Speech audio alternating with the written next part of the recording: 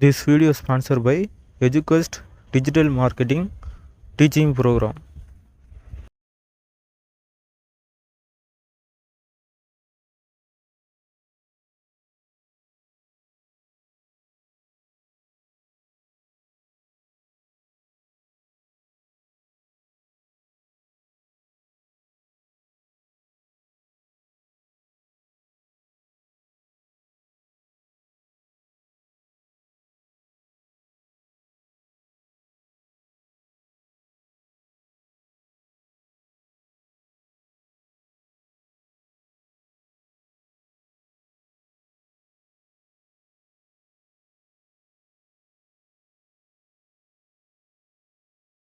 நான் விற்கிறேன், யாராவது வாங்கிக் கொள்ளுங்கள் என்று சொல்லிவிட்டு அடுத்த நாள் பேரனை பாட்டி வைரக்கல் மாலை அடங்கிய அந்த மரப்பெட்டியை கொடுத்து சந்தைக்கு அனுப்பி வைத்திருக்கிறார். பேரனும் பாட்டி சொன்னது போலவே சந்தையில் நாள் முழுக்க நின்றுவிட்டு மாலை வீடு திரும்பி பாட்டியிடம், பாட்டி நானும் இந்த பெட்டியை வைத்துக் கொண்டு நாள் முழுக்க கத்தினேன், இதை விற்கிறேன், யாராவது வாங்குங்கள் என்று.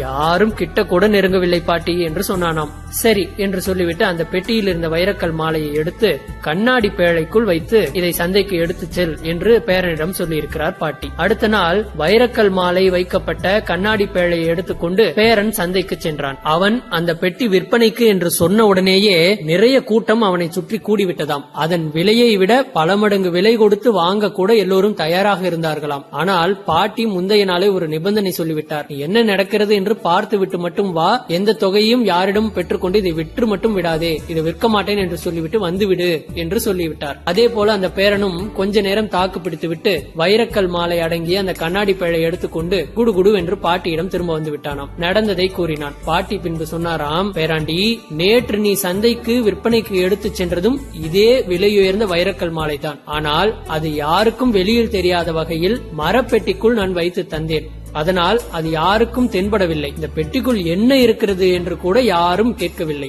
ஆனால் இன்றோ பெட்டிக்குள் இருப்பது வெளியே தெரிவது போன்ற ஒரு கண்ணாடி பேழைக்குள் அந்த வைரக்கல் மாலையை தந்ததால் எல்லோருக்கும் அது வெளியே தெரிந்தது. அதனால் அதன் மதிப்பு கூடியது.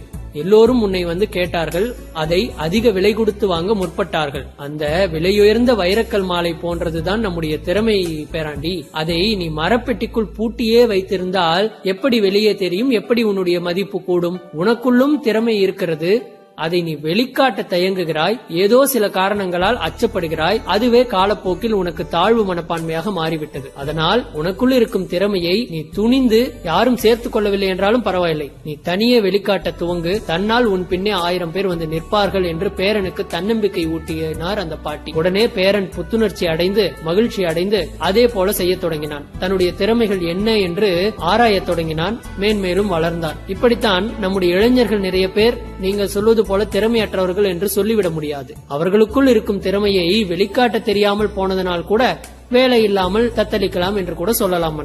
ஆஹா, அருமை அமைச்சரே, சிறப்பு, மிக சிறப்பு.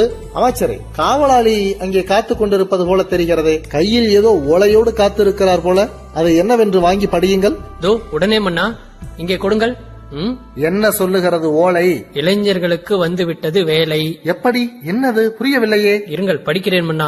எழுதியிருக்கிறார்கள், இளைஞர்கள் எல்லாம் சேர்ந்து எங்களுக்கு வேலை வந்துவிட்டது, எங்களை திறமையற்றவர்கள் என்று சொன்ன இந்த அரசரை ஒரு கை பார்ப்பதுதான் எங்களின் முதல் வேலை என்று எழுதியிருக்கிறார்கள் மன்னா. நீங்கள் பேசியதை அனைத்தையும் கிராமபோனில் ஊர் முழுக்க கேட்டு விட்டார்கள். ஓச்சு போங்கள். சரி அமைச்சரே, நான் சென்று பாதாள அறைக்குள் பதுங்கிக் கொள்ளுகிறேன். யாரேனும் இளைஞர்கள் என்னை தேடி வந்தால், இதோ இப்போதுதான் நம்முடைய மன்னர் சம்மர் வெக்கேஷனுக்காக கிளம்பினார் என்று சொல்லுங்கள். சரியா? அது சரி.